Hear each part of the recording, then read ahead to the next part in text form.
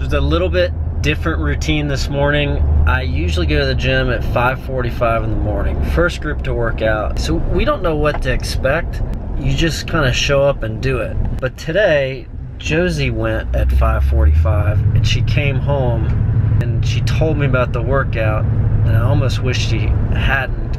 It sounds like it's gonna be just 20 minutes of I want to talk about something that I have been thinking about for about 3 or 4 days, and it has to do with caring. And I think I have talked about this before, but for whatever reason, it's been put in really sharp relief over the last week, and I want to talk about it today.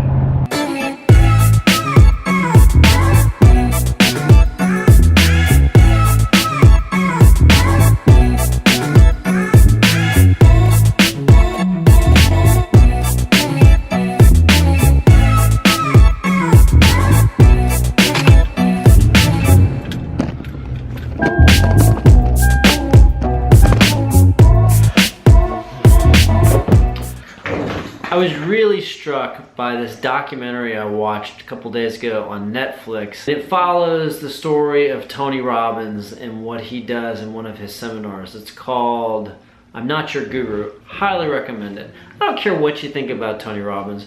You watch this documentary, and one of the things that you're struck by is how much the people working at this conference care about the people who are attending the conference. How they go out of their way, how they follow up, how they check up, how they prepare, how they come up with plans. There's this one scene where the staff is gathered in this room, and they're going through, I guess, like personal histories that people have filled out, and they're going through what they call red flags. These are people who might be suicidal. These are people who've had crazy trauma in their life. The issue is childhood beatings at ages 3 and 4. Father finally abandoned him. The plan is to possibly change personal history, collapse some anchors potentially, and definitely check in and make sure he's aware of the triad. They were held hostage for 3 days in a terrorist attack. At age 6, she had sexual abuse from a close family member. Age 11, physical abuse from her father. And at age 17, her closest brother was killed in a motorcycle accident. One thing that can sometimes happen when we go through this special care review is people can focus on these negative events that have happened in people's lives. What I would suggest we might focus on is the impact that we're going to be able to make. The events are really irrelevant. I mean, they're important, they're what's happened to people, but if we focus on what we're going to be able to do, how we're going to be able to help them, it's going to put us in a state that's going to allow us to show up at our absolute best. If we focus on, the trauma that people have gone through, that's probably not going to happen. I thought it was crazy because this is a multi-million-dollar business. And yes, I'm sure there's lots of controversy. I'm sure there's lots of detractors.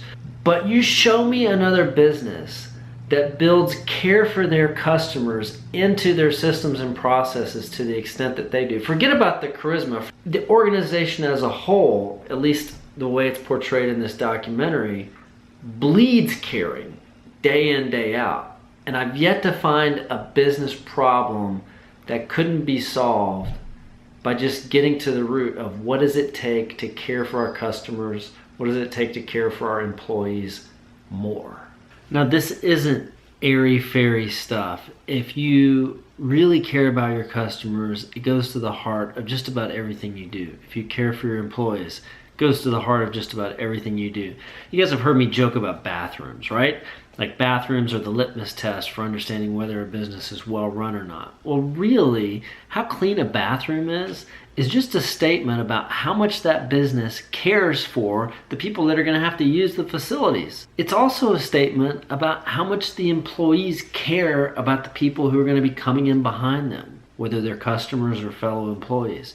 It says a lot about whether your customers, when they come into your environment, experience that caring and want to pass it on, or whether they experience kind of crap. And that was a very bad analogy. Anyway, I went with my son's youth group on Saturday night to a place in Tampa, and you race these indoor electric go-karts. It's a ton of fun. I mean, they could do this in the back of a cornfield, and it would be a lot of fun. But this was a nice facility. It was not very clean. There were parts of it that looked like they hadn't been cleaned in forever, but that's not what bothered me. We were having a phenomenal time, but every single person who worked at this place looked like they were doing hard time in a maximum security prison. They were mostly young guys in their 20s, and they had a job to do, and they were just doing it, and they weren't interacting with the customers. They weren't trying to add anything to the experience. They certainly weren't demonstrating that they cared a whole hell of a lot.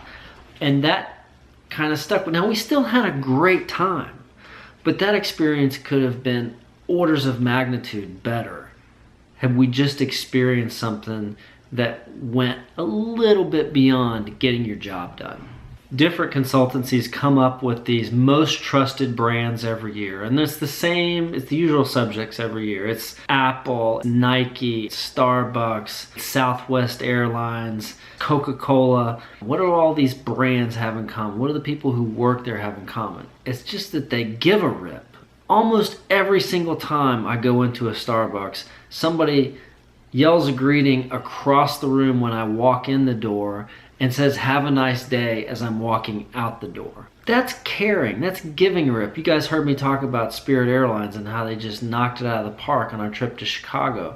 There are stories about Southwest that are legendary with flight attendants or flight controllers finding out that somebody's relative has passed away mid-flight and gate agents arranging for their layover to be rerouted so that they can get a new ticket to go from point A to point C and be there with family members.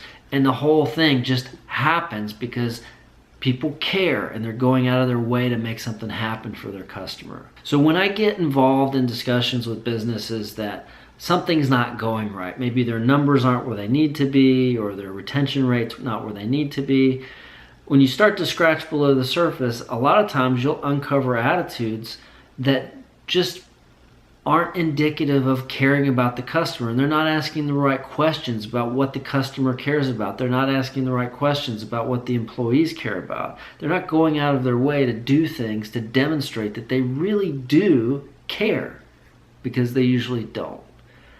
So if you really want to get your business to the next level, if you want to be exceptional, you have to amp up the caring to a level that you may have never even experienced before. You have to look out not just for the commercial welfare of your customers, but possibly even the social and spiritual welfare of your customers and your employees.